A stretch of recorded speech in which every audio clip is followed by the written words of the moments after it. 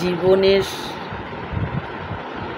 পুরো দিনটি চলে গেল এদিক ওদিক করে, ভেলায় ভেলায়, কিন্তু জীবনের শেষ মুহূর্তে এসে যদি আসার পরে যদি তোমার মনে হয় যে তোমার নিজের জীবনটা নিজেই নষ্ট করে ফেলেছ, কোনো কর্মই সৎভাবে তুমি করনি, এখন তুমি করতে চাও, কিন্তু শেষ মুহূর্তে, শেষ যাত্রার সময় তুমি যদি এসব ভাবো যে এখন তুমি কিছু করতে চাও, তুমি সৎ চিন্তা ভাবনা করনি, তাহলে কি কোনো লাভ আছে বন্ধুরা? সেই কারণেই বলে প্রত্যেকটা কাজ, সময়ের কাজ সময়ে করতে হয়, অসময়ে করলে তার কোনো ফল হয় না। কি বন্ধুরা, তাই তো? সবাই ভালো থেকো, সুস্থ থেকো। আমার সত্যি বন্ধুরা শরীরটা ভীষণ খারাপ, আমি 1 মাস ধরে কষ্ট পাচ্ছি। আমার এই রকমই হয় বন্ধুরা। আমি হয়তো দেখা গেল 2 মাস যদি ভালো থাকি, 3 মাস আমি অসুস্থ থাকি। তোমাদের এর আগে আমি বলেছি, আমার মা অনেক ভুগেছে আমাকে নিয়ে, অনেক কষ্ট পেয়েছে, আমার জন্য অনেক সময় দিতে হয়েছে, কারণ আমি ছোট থেকেই রুগ্ন ছিলাম।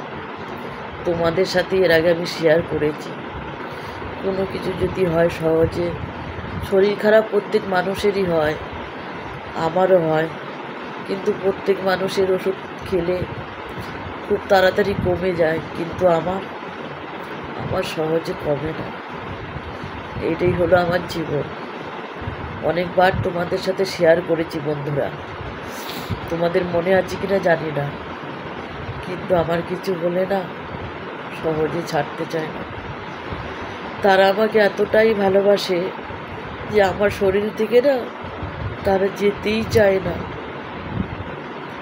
কিন্তু কি করব, আমি যে বেশি কষ্ট সহ্যই করতে পারি না, আমার যে বড় কষ্ট হয়, একদম কষ্ট আমি সহ্য করতে পারি না।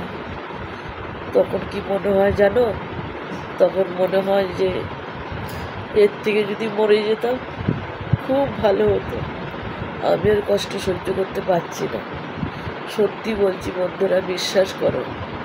আমার মাঝে মাঝে না এরকমই মনে হয় যে ঈশ্বর এত কষ্ট দেওয়ার থেকে যদি আমাকে তার চরণে একটু ঠাঁই দিত, একটু ধূলিকণার তার চরণে যদি ঠাঁই পেতাম, তাহলে কিন্তু আমি নিজে ধন্য হয়ে যেতাম।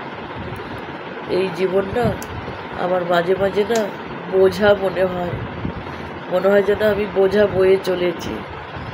আমার কোনো স্বাদ, আহ্লাদ, ভালোবাসা মনে হয় কিচ্ছু নেই, সব অকেজ হয়ে গেছে। কাউকে আমি ঠিকঠাক মতো মনে হয় ভালোবাসতে পারি না, কাউকে হয়তো ঠিকঠাক মতো আমি আগলে রাখতে পারি না। নিজের উপর না খুব বিরক্ত হই, আমি নিজেই খুব বিরক্ত হই, কিন্তু কি করব, আমার এই শরীরটা জানি না আমি কতদিন বয়ে নিয়ে যেতে পারবো। আমার সকল বন্ধুদের অসংখ্য ধন্যবাদ আমার এর পাশে এইভাবে থাকার জন্য। সত্যি বলছি, আমার সকল বন্ধুদের আমি জানাই আই লাভ ইউ। আমার অন্তরের বন্ধু সবাই, আমার কষ্ট তারা অনুভব করে। আমি ধন্য হয়ে গেছি। ফেসবুক মামা জিন্দাবাদ। আমি ফেসবুকে এসে অনেক কিছু পেয়েছি, আমি ফেসবুকে এসে আমার আর সত্যি কিছু চাওয়ার নেই, আর কিছু পাওয়ার নেই। আমি চাইবো আমার সকল বন্ধুরা যেন ভালো থাকে, সুস্থ থাকে, আর আমি যে কদিন বেঁচে থাকবো সব সময় তোমাদের পাশে থাকবো। সবাই ভালো থেকো, সুস্থ থেকো। টাটা।